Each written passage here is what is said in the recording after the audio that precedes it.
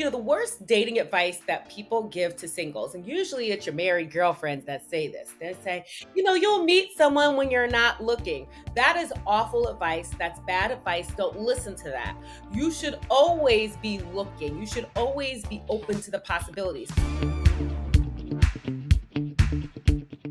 Welcome, welcome. I am so glad you popped by to listen or to watch. On this episode, I welcome my girl, Monique Kelley, a dynamic voice in the world of dating and relationships. Now, Monique is likely a familiar face to you. You've probably seen her, whether it's on TV or maybe in Essence or LA Magazine. Interestingly, though, Monique's journey began after her divorce. She took to a blog. Her blog, Confessions of a Serial Dater in LA, resonated with so many women. So, on behalf of all of my single friends, and any of you out there curious about dipping your toe into the dating pool again, or maybe for the first time, I called up Monique and I said, Girl, come on and let's talk about dating. Grown folks dating. Monique, welcome. It's so good to see you again. It's so good to be reunited with you and Look, reconnected. we This is TV'd a awesome. lot. Yes, We TV'd a we lot. really did. We really did during the pandemic. And I wanted to kind of touch base now in the today in 2024 post-pandemic. First of all, is it as bleak out there in the dating realm as all of my friends seem to think it is? Dating is challenging. I mean, I'm not going to sugarcoat it. It is challenging, it is difficult, and it can be hard. But I also like to tell people be very careful of the dating narrative that you're telling yourself because it's already challenging enough regularly. But if you're telling yourself you're not going to meet anyone, there's not any good guys out there, you're entering the world of dating with that narrative and with that energy. So make sure you're aware of what you're telling yourself while being realistic about what is out there too. And I imagine that goes for men and women. We'll talk about that in a second. So when we were talking, it was during that COVID era when this was the only way we could see anybody, right? Our family, our friends, dating even was done just only on the apps. What is the reality now post pandemic? People are getting reacquainted with the world of organic dating because during the pandemic, it was all you really could do to meet people was dating apps. We were in quarantine. The world was in shutdown mode. So a lot of people who weren't normally on dating apps started going on dating apps and getting used to dating apps. So now they're kind of opening up their horizons and realizing in addition to dating apps, we can meet people organically. Or for people who hated dating apps, they're like, hallelujah, I can go out and meet people. Well, this is a question though. I mean, so we're not just in that space of 100% giving over to the apps. Like, that's not the only way people are dating now, is it? Well, I tell people you have to have different ways of meeting people. So the apps, yes, use the apps. If you enjoy the apps, use the apps, but do not become so used to apps that you forget about how to meet people outside of dating apps. That part right there is I think we've forgotten how to talk to one another and we need to reestablish those connections, right? Look at you and me reestablishing a connection. So the idea of this, I like that you call it organic dating. Meeting Yes. somebody in the grocery store aisle, or maybe a friend introducing you to a friend or a cousin or a neighbor. That still works. Yes, it most certainly does. That's encouraging. It really does. And you have to really be open to the possibilities. I Yeah. say, the worst dating advice that people give to singles, and usually it's your married girlfriends that say this. They say, Uh, you'll meet someone when you're not looking. That is awful advice. That's bad advice. Don't listen to that. You should always be looking. You should always be open to the possibilities. That does not Okay, mean that let you me go out. stop you there. So Okay. the difference between looking and open to the possibilities, there's some nuance there, isn't there? Yes, there is, okay? You don't go out looking thirsty, like, where's the guy? What's going on? Like, every guy you see, you smile, you wink at. That can However repel, right? exactly, it's like, you don't wanna go out with a spirit of desperation, but at the same time, you go out with a spirit of being open, checking into the energy. When you see someone, is there eye connection? Is there eye contact? Are you feeling something in what I call your inner loving diva that guides you and tells you things? Ooh, So you ooh, go really? out open to the possibility. You put yourself in positions where you are going to meet men, or for men, where you're going to meet women. Look, this goes both ways. Yeah, Whoever the type of person you're looking for, you are going to find them if you're doing the things you love. If you like playing exactly. pickleball, you might meet somebody playing pickleball, right? I mean, that's just the thing. Do what you love and the rest may follow. Absolutely. You find a hobby that you like, especially for women who are newly divorced or newly in the dating scene, being reacquainted with dating again. You find something you love, a hobby that you enjoy doing, or a lot of things, physical activities, going to the Mm, gym, going to yoga classes, going to boot camp. You yeah. find something where you become a regular member and you meet people, and then you start getting a familiarity with someone. You start getting to know someone, you see each other, you build a friendship, you talk to each other, and it's not as daunting. It's kind of a slow go. It's daunting. And by the way, I think it's really important to point out, your audience really is are people over 40, specifically women, but I think this Yes, works for men as well. People over yes. 40, we're just in a different headspace. It's a different reality. It is a different reality. You are not dating in the same way or for the same reasons as when you were in your 20s and 30s. It's very different. For a lot of us, you already have your children, or you come to the realization that you are just going to be a fabulous auntie. Yeah. So you're dating someone in the sense of you're not going to be distracted Mhm, by raising kids together. You're really mhm. dating someone that's going to be your partner, that you really got to like the person and really enjoy being around them, because you're trying to go into this later in life stage where it's Yeah. the two of you. So let's talk about the apps for a second, and then we'll move on Yes. and really delve into the organic stuff because I think there's Yeah. value in us addressing both. Because as you mentioned, some people are going to be like, yeah, the app is the way to go for me. I'm really strategic. I can really like hone in on what I'm looking for. You've done both. Give us some Mhm. advice on your experience of the do's and don'ts of the apps. Like, what are some, I hate even saying this, but like some best practices to consider and things that we really should be avoiding. Okay, so the first thing with the dating apps is you want to be very aware of what someone is telling you and showing you in the dating apps. Like Dr. Mm. Maya Angelou once said, when someone shows you who they are, believe them. Believe That them. is really imperative when it comes to the world of dating apps. So when you're looking at someone's profile, I always, attraction is a given. I always tell women, be unapologetic for what you're attracted to. If Mhm. you like a certain look, if you like a certain race, if you like a certain build, that is fine. So already we want someone that you're attracted to. Now, let's look at the answers to the prompts. Are they showing emotional maturity and depth? Are they Mm, answering the questions where you have things in common? Look at their pictures. Do they travel a lot? Do you like to travel? You're noticing they travel a lot. Do they talk about their family a lot? If family is important to you, are they talking about that? Or are they leading with their money and being flashy with what they're presenting? That says a lot too. So be hyper aware and sensitive to what that says. I was gonna say, let me just stop there because I think there is this. We've all listened to one too many crime podcasts Yeah. about scammers and people that are looking to take advantage of vulnerable people, particularly older women, etc. You do have to be a little more skeptical if you are using the apps because we know people can be interlopers and you put forward a lie about who they are. You absolutely do, especially when using the dating apps. I mean, already when you meet people out and about, you have to be very cautious, but when you're using a Absolutely. dating app, even more so cautious. So, one of my favorite sayings, FaceTime saves time.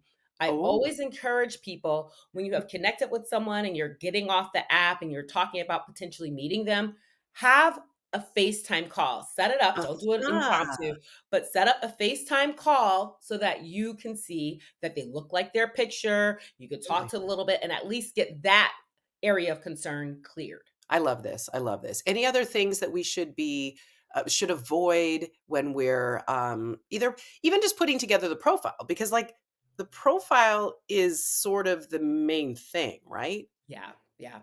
I Yeah. always tell women, have a profile party with your girls. First of all, it makes it a little bit more fun. You have I've been there. cocktails.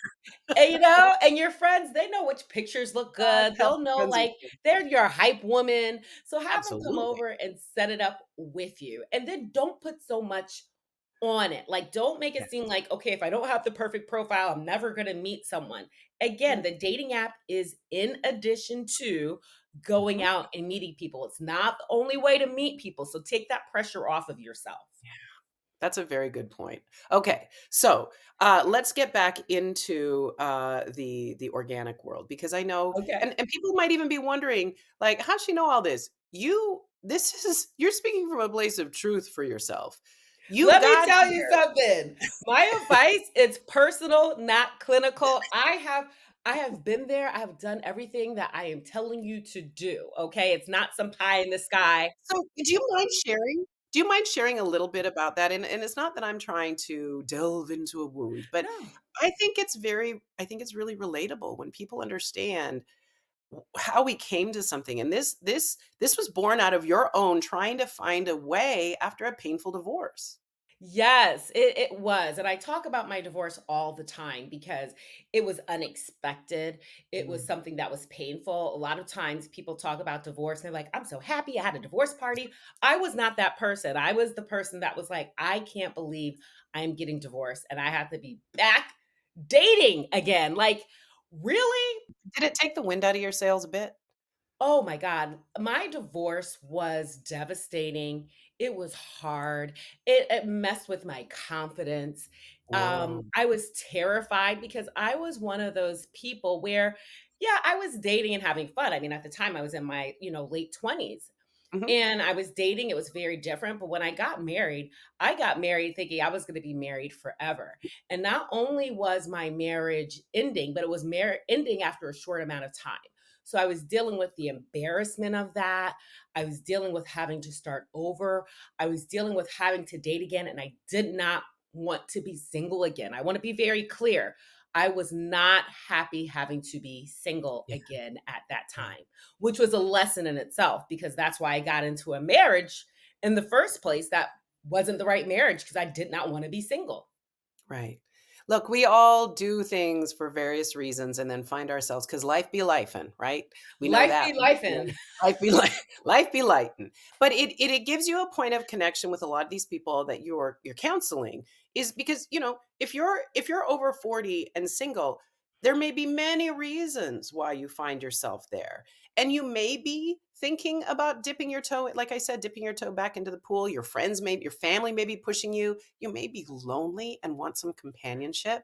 But if you're here, friend, if you are here, first of all, it's important to let people know they're not alone. Yes. Yes, that's really important and that's been the foundation of everything that I do. I want women to feel connected. You talk about that word connection, Michaela. Connection in a sense of I am someone who has been there with you. A lot of times when someone's giving advice and they haven't been in it with you, it's very structured. It's very disconnected. So I am someone that I am with you ladies in this journey and I have been there.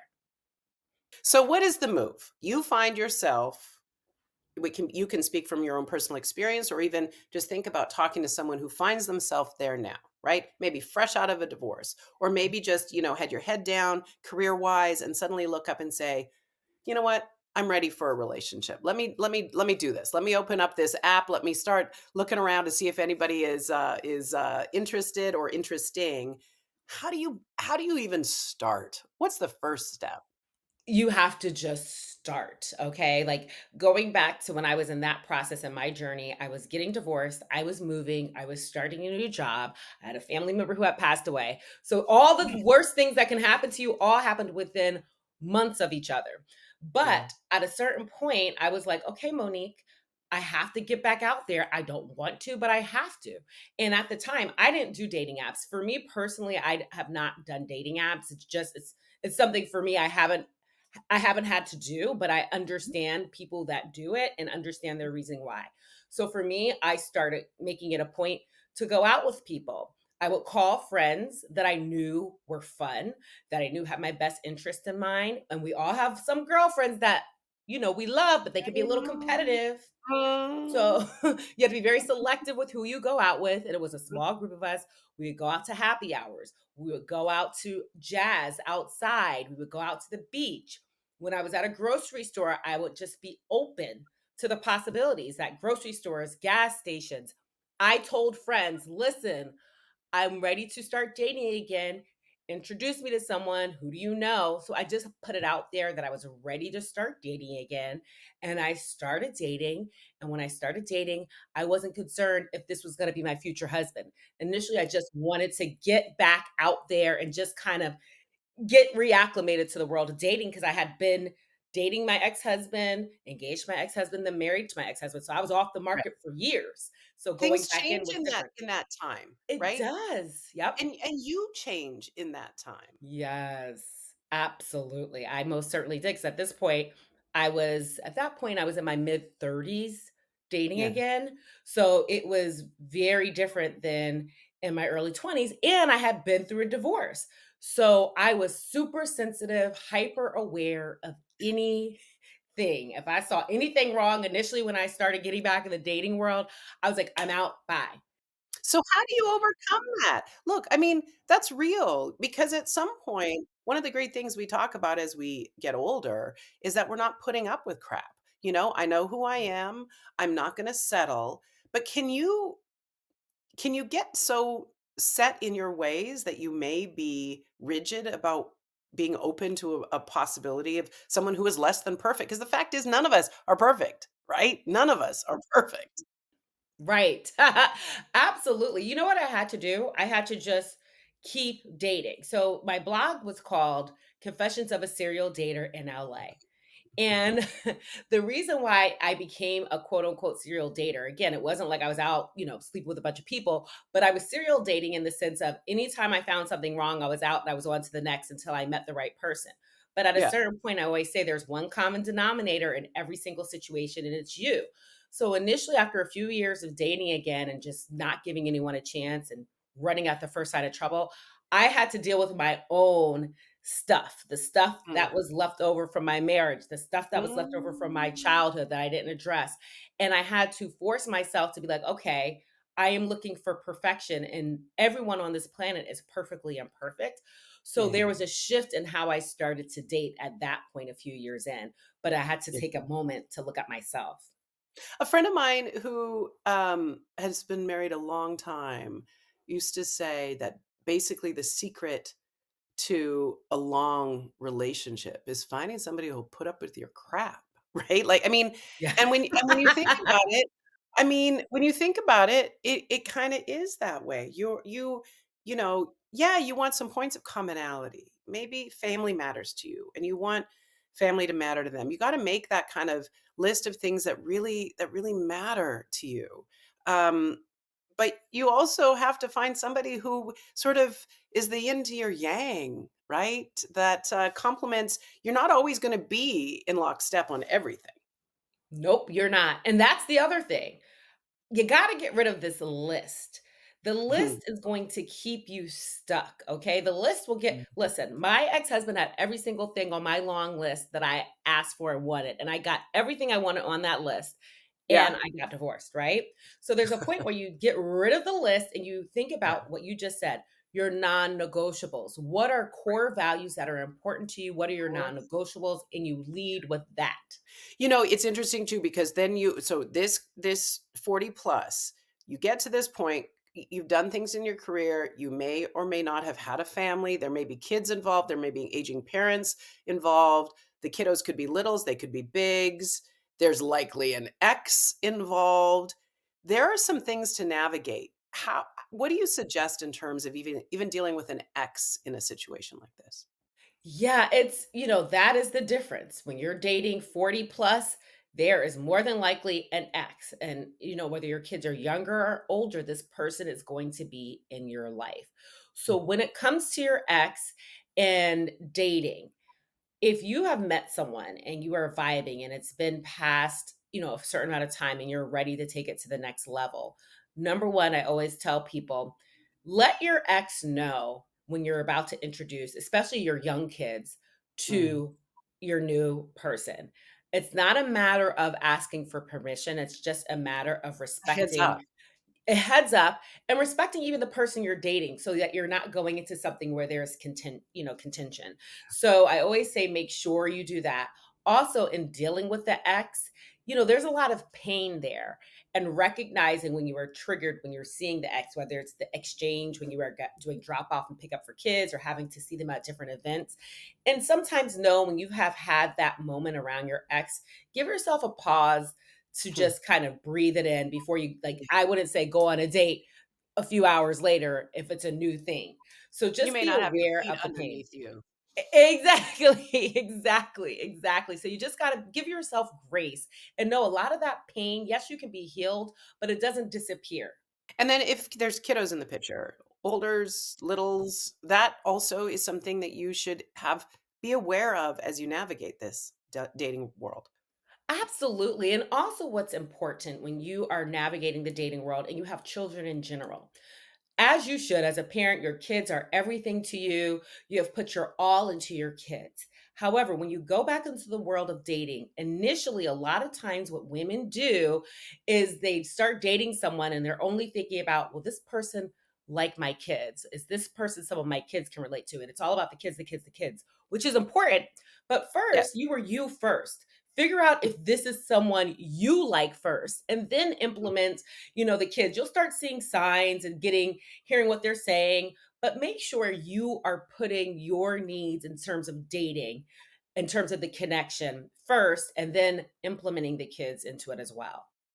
Yeah, I suppose you'll know best at what age it's appropriate to talk to your kids about all of these things. You know your children best. You know what's age appropriate. I mean, the last thing you want to do is introduce them to every person that you had a connection with on one of the apps, right? They don't. They don't need that. They don't need that. Yes.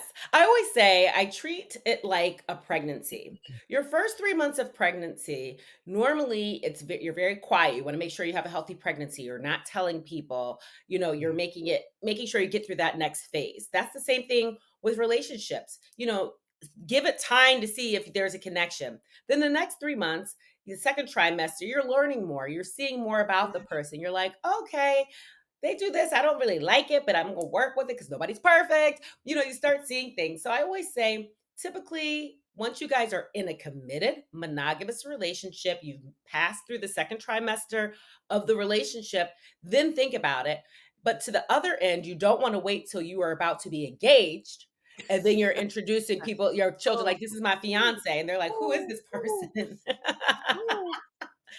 What? I've heard tell of stories like that. Okay, as we wrap things up here, I want you to do me a favor. I want you to speak to the person who maybe is stepping into the dating field for the first time in a long time and is feeling a bit like a baby giraffe, trying to get their legs in. Or maybe someone who has been single longer than they would like and are fed up and are needing just a good word from Sister Monique. Go ahead. Okay, I love that. First of all, know you are enough. You got this. And that all you need is one. At the end of the day, you just need that one person you're This connected with. isn't a game of numbers. We don't need a Okay, bunch. you just need one. And you are going to date people where you are going to have situations where you are going to be disappointed. Being single is brave. You're constantly putting yourself out there with the possibility of being disappointed, being hurt, and things not going the way you want. But then you have that one moment when it does. And then also, this is super important, Michaela, especially for us seasoned folks. I want to give you all tangible advice on where to meet people in addition to and outside of dating apps. Number one, when you are in your 40s plus, your homecomings, high school reunions, go to those places, okay? Because you're gonna meet people you have something in common with, age appropriate. Okay, when you're They like the traveling, same music. yes, like you guys will have a connection automatically. And sometimes even go to other schools' homecomings. So that's number one. Number two, those airport lounges, if you're traveling, spend the extra money at the airport lounges. We already talked about finding hobbies that you like. Scheduling a date. Schedule at least one day a week where you go out on a date with yourself. Don't be afraid to go out on a date by yourself. Sit at the bar, go do a hobby that you like, do a hike. Schedule a date with yourself. Start dating yourself, and you will see the world of possibilities opening up. Sis, this is so good. I just appreciate that you really are trying to help people just feel better about this space they're in. Because, look, I think we all are seeking this connection. Like I said at the outset, we seek connection, love connections, building community, all of it. I just appreciate you so much. I appreciate you so much. Hit them with your ads. Where can people find you on the interwebs? Okay, you can find me on Instagram at cocktails and confessions, and also Reality and Chaos. That's my novel. You can find it at Barnes and Noble and Amazon. So I check it love out. it. Congratulations to you. Keep on thriving. Keep on being happy. Thank you so much for joining me here on the show today. And for the rest of you, it's been a great time, hasn't it? I told you we'd have a good time with Monique. Thank you for subscribing and following. Tell your friends, and we'll see you next time.